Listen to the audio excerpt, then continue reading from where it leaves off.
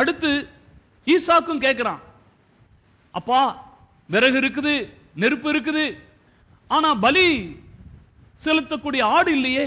வழக்கமாக நீங்க பலி செலுத்த போகும்போதெல்லாம் ஆட்டுக்குட்டியை பிடித்துதானே பலி செலுத்துவீர்கள் என்று சொல்லி ஈசாக்கு கேட்கிறான். அப்பதான் ஆபிரகாம் சொல்றான், மகனே அதை கர்த்தர் பார்த்துக் கொள்வார், கர்த்தர் தமக்கான பலியை அவர் பார்த்துக் கொள்வார் என்று சொல்லுகிறான். அப்ப அதைதான் எபிரேயர் நிருபத்திலே இதை வாசித்தோம். அவன் தன்னுடைய மகனை பலியாக ஒப்பு கொடுத்து, சாக ஒப்பு கொடுத்து, மறுபடியுமாக அவனை மீட்டுக் கொண்டான். ஏனென்றால் இந்த ஈசாக்கின் மூலமாக உன் சந்ததி விளங்கும் என்று சொன்னவர் ஆண்டவர். அப்படி என்றால் ஒருவேளை இந்த ஈசாக்கை நான் கொன்றுவிட்டால் கூட, அவனை தகன பலியாக எரித்து விட்டால் கூட, அந்த சாம்பலில் இருந்து மறுபடியுமாக இந்த ஈசாக்கை எனக்கு உயிரோடு எழுப்பி கொடுத்து என்னை அனுப்புவது தேவனால் கூடும் என்று அவன் விசுவாசித்தான் என்று சொல்லப்பட்டிருக்கிறது. ஹல்லேலூயா. இப்படிப்பட்ட முரட்டு விசுவாசம் தான் நமக்கு இன்றைக்கு தேவை. நமக்கு இப்பொழுது வருகிற சூழ்நிலைகள், பிரச்சனைகள் எல்லாவற்றிலேயும் ஒரு சாதாரணமான விசுவாசம் போதாது. சாதாரணமான விசுவாசம் அதை மேற்கொள்ள முடிவதில்லை. ஆகையினாலேதான் மனதிலே குழப்பங்களும் கலக்கங்களும் பயங்களும் சண்டைகளும் பிரச்சனைகளும் குடும்பத்திலே பல நேரங்களிலே வருகிறது. ஆனால் இங்கே ஆபிரகாம் எல்லாம் ஏற்கனவே எனக்கு ஆயத்தமாக்கப்பட்டிருக்கிறது என்று யெகோவா ஜெகோவா ஜைரே என்று சொல்லி அவன் பெயரிடுகிறான் என்று சொல்லி பார்க்கிறோம். இந்த ஆபிரகாமுக்கு இது நடப்பதற்கு முன்பதாக 12ஆம் அதிகாரத்திலே அதை குறித்து நாம் வாசிக்கும் போது எப்படி இந்த யெகோவா ஈரே என்றதான ஒரு வெளிப்பாடை அவர் பெற்றுக்கொண்டார், அவனுடைய வாழ்க்கையிலே ஏன் அப்படி கர்த்தர் அவனை அபரிமிதமாய் அவரை ஆசீர்வதிக்கிறார் என்று பார்க்கும்போது 12ஆம் அதிகாரம் 2 முதல் 4 வசனங்கள், நான் உன்னை பெரிய ஜாதியாக்கி உன்னை ஆசீர்வதித்து உன் பேரை பெருமைப்படுத்துவேன், நீ ஆசீர்வாதமாயிருப்பாய், உன்னை ஆசீர்வதிக்கிறவர்களை ஆசீர்வதிப்பேன், உன்னை சபிக்கிறவனை சபிப்பேன், பூமியில் உள்ள வம்சங்கள் எல்லாம் உனக்குள் ஆசீர்வதிக்கப்படும் என்றார். கர்த்தர் ஆபிரகாமுக்கு சொன்னபடியே அவன் புறப்பட்டு போனான். லோத்தும் அவனோட கூட போனான். ஆபிராம் ஆரானை விட்டு புறப்பட்ட போது 75 வயது உள்ளவனாயிருந்தான்.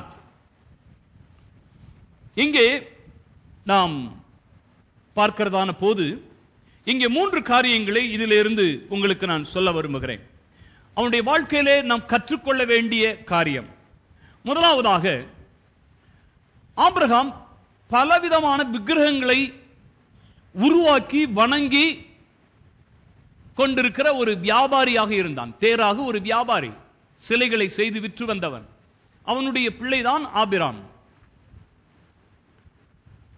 ஆனால் அப்படிப்பட்ட ஆபிராமுக்கு கர்த்தர் தரிசனமாகி, நான் ஒருவரே தேவன், நான் யெகோவா தேவன், நான் எல் ஷடாய், நான் சர்வ வல்லவர், நீ எனக்கு பின்பாக வா, நீ என்னை மட்டும் தொழுதுகொள் என்று கர்த்தர் அவனுக்கு ஒரு சவால் விடுகிறார். அந்த வார்த்தைகளை அவன் அப்படியே ஏற்றுக்கொள்கிறான். முதலாவதாக விசுவாசம். தேவனுடைய வார்த்தையிலே அவனுக்கு ஒரு அதீதமான ஒரு விசுவாசம் அவனுக்கு இருந்தது. இதுதான் நமக்கும் இன்றைக்கு தேவை. இந்த வார்த்தைகள் சகலமும் சத்தியமானவைகள், சகலமும் புடமிடப்பட்டவைகள் என்று சொல்லி சங்கீதம் 19ஆம் சங்கீதத்திலேயும் 1ஆம் சங்கீதத்திலேயும் 119ஆம் சங்கீதத்திலேயும் வேதத்தை குறித்து மிக தெளிவாய் சொல்லி இருக்கிறது. 1ஆம் சங்கீதம் 1:9, 19, அடுத்து 1:1, 9, 119, இந்த 3 சங்கீதங்களிலேயும் தேவனுடைய வார்த்தையை குறித்ததான முக்கியத்துவம் அதிலே சொல்லப்பட்டிருக்கிறது. அநேகமாயிரம் பொன் வெள்ளியை பார்க்கிலும் நீர் விளம்பின வேதமே எனக்கு நலம் என்று சங்கீதக்காரன் பாடுகிறார். உமது சகல பிரஸ்தாபத்தை பார்க்கிலும் உம்முடைய வார்த்தையை நீர் மேன்மைப்படுத்தி இருக்கிறீர், பிரஸ்தாபப்படுத்தி இருக்கிறீர் என்று சொல்லி சொல்லுகிறார். ஆகையினாலே தேவனுடைய வார்த்தைகள் சமூலமும் சத்தியமானவைகள் என்று சொல்லப்பட்டிருக்கிறபடியினாலே எல்லா சூழ்நிலைகளிலேயும் தேவனுடைய வார்த்தையை நம்பலாம். அல்லேலூயா. மனுஷனுடைய வார்த்தையை நம்ப முடியறதில்ல. ரொம்ப நம்புற மாதிரி சொல்றாங்க பாருங்க. ரொம்ப நம்ம அப்படியே கன்வின்ஸ் பண்ணிடுவாங்க. கட்டாயமான்னு சொல்லுவாங்க. அந்த கட்டாயத்துக்கு என்ன அர்த்தம்ன்ற எனக்கு புரியறது இல்லை. சென்னையில கட்டாயமாங்க அப்படின்பாங்க எல்லாரும். நிறைய பேரை பார்த்து கட்டாயமா அவசியமா அப்படிம்பாங்க. பார்த்தா அது அவங்க சொன்னதுக்கு அவங்க செய்யறதுக்கு சம்பந்தமே இல்லாம இருக்கும். ஆனால் தேவனுடைய வார்த்தை அப்படிப்பட்டதல்ல, அது சமூலமும் சத்தியம். அதனாலதான் ஆண்டவர் சொல்லுகிறார், என் வார்த்தையோ வார்த்தையின் எழுத்துக்களோ எழுத்துக்களின் உறுப்போ ஒளிந்து போவதை காட்டிலும் இந்த வானமும் பூமியும் அழிந்து போவது எளிதா இருக்கும் அப்படின்றாரு. அப்ப எவ்வளவு கேரண்டி கொடுக்கிறாரு பாருங்க. இந்த வானம் பூமி கூட அழிஞ்சு போயிரும்பா, என் வார்த்தை ஒரு நாள் ஒளிஞ்சு போகாத, அழியாது. அல்லேலூயா. பாருங்க, இவ்வளவு வெளியேற பெற்ற வார்த்தையை கர்த்தர் நமக்கென்று கொடுத்து வைத்திருக்கிறார். ஆகையினால இதை நாம் விசுவாசிக்க வேண்டும். அப்போ முதலாவதாக விசுவாசம். இரண்டாவதாக நாம் வாசித்தோம், அவன் சொன்னபடியே அவன் புறப்பட்டு போனான். 12:4 ஆதியாகமம். சொன்னபடியே புறப்பட்டு போனான். ஆண்டவர் சொன்னாரு, நீ வான்னாரு, எல்லாத்தையும் விட்டுட்டு ஓடிய வந்துட்டான், பின்னாடி வந்துட்டான். கல்யாணத்தில் இன்றைக்கு அப்படித்தானே செய்கிறார்கள் பெண்கள். கல்யாணம் பண்ணி கொடுக்கும் போது